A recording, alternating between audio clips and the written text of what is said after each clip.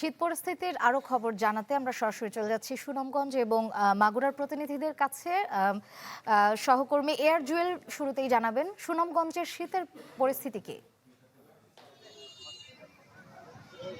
শ্রেয়া, যদি সুনামগঞ্জে বলি, গেল কয়েকদিন ধরে কিন্তু শীতের তীব্র প্রকোপ, কুয়াশাচ্ছন্ন এখনো দেখতে পাচ্ছেন। একদম বিকালবেলায় আসলে এখনো কুয়াশায় ঢাকা সুনামগঞ্জ, এবং সবচেয়ে যেহেতু হাওর অঞ্চলে, এই হাওর অঞ্চলে কিন্তু শীতের ব্যাপকতার কারণে কিন্তু ব্যাপক চরম ভোগান্তিতে বলা আছে যে এই সুনামগঞ্জে যে কৃষকরা আছে, যে এই মৌসুমটা হচ্ছে সুনামগঞ্জের একদম বুড়ো মৌসুম।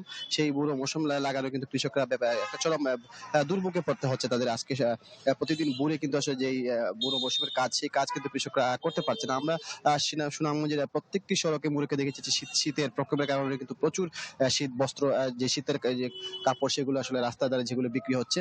এবং আজকে আপনি দেখতে পাচ্ছেন আসলে ভোর থেকে কিন্তু কুয়াশা ঢাকা সুনামগঞ্জ। দুপুরবেলা একটু রোদ উঠলো, কিন্তু বিকেলে আবার আসলে সেই শীতের প্রকোপ বেড়েছে। এবং যেহেতু শীত আবহাওয়ার পূর্বাভাস বলা হচ্ছে শীত আরো বাড়বে, সেই ক্ষেত্রে আসলে একটা চরম কষ্টের মধ্যে হাওরের মানুষ পড়বে। যেহেতু হাওর অঞ্চলে মানুষ হাওর সকালবেলা এবং দুপুরবেলা প্রতিটি মুহূর্তে তার হাওরে কাজ করতে হয় যেহেতু, এবং বুড়ো মৌসুমের সময়।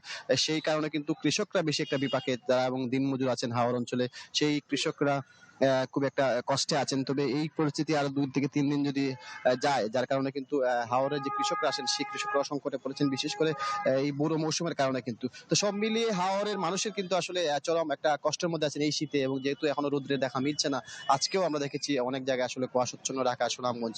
তো শীতের কারণে কিন্তু হাওরের মানুষ, দিনমজুর মানুষ অনেকটা কষ্টে আছেন। ধন্যবাদ জুয়েল। এবারে আমরা চলে যাচ্ছি মাগুরায়, সেখানে আছেন সহকর্মী ইলিয়াস মিথুন।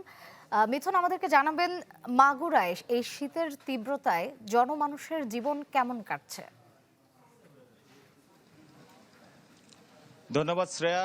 মাগুরায় গত কয়েকদিনে সূর্যের দেখা মেলেনি, যার ফলে এছাড়াও কিন্তু প্রচণ্ড ঘন কুয়াশা এবং তীব্র ঠান্ডা বাতাসে মাগুরার জনজীবন বিপর্যস্ত হয়ে পড়েছে।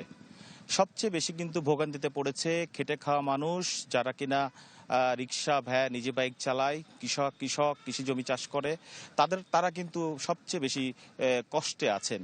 পাশাপাশি যদি একটু বলতে চাই, বেলা বাড়ার সঙ্গে সঙ্গে রাস্তায় যে যানবাহন চলাচল করছে, সেই যানবাহনগুলো কিন্তু আসলে আমরা দেখতে পেয়েছি যে তারা কিন্তু হেডলাইট জ্বালিয়ে রাস্তায় চলাচল করছে। এছাড়াও কিন্তু আমরা দেখেছি মাগুরা যে 250 শয্যা বিশিষ্ট সদর হাসপাতালটি রয়েছে, সেই হাসপাতালে শিশু এবং বৃদ্ধ ঠান্ডাজনিত কারণে এই সকল রোগীর সংখ্যা কিন্তু বৃদ্ধি পেয়েছে।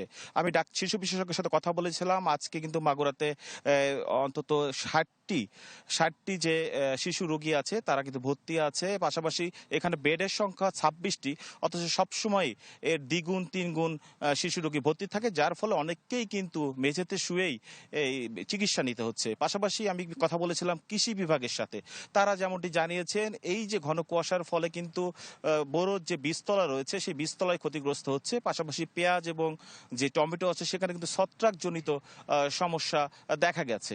তো সব মিলে আসলে মাগুরার যে শীতের প্রকোপ, এই শীতের প্রকোপের কারণে কিন্তু জনজীবন যে মানুষের বিধ্বস্ত হয়ে যাচ্ছে, জুবুথুবু অবস্থায় কিন্তু হয়ে যাচ্ছে। আমি দেখেছি সরকারি বেসরকারি উদ্যোগে জেলা প্রশাসন, উপজেলা প্রশাসনের পক্ষ থেকে এই যে অসহায় মানুষদের শীত বস্ত্র, কম্বল বিতরণ করা হয়েছে। তো এই হলো মোটামুটি মাগুরার যে শীতের যে পরিস্থিতি, তার সর্বশেষ তথ্য। ধন্যবাদ মিথুন। দর্শক, শীতের খবর জানতে আমরা সরাসরি যুক্ত ছিলাম সুনামগঞ্জ এবং মাগুরায়।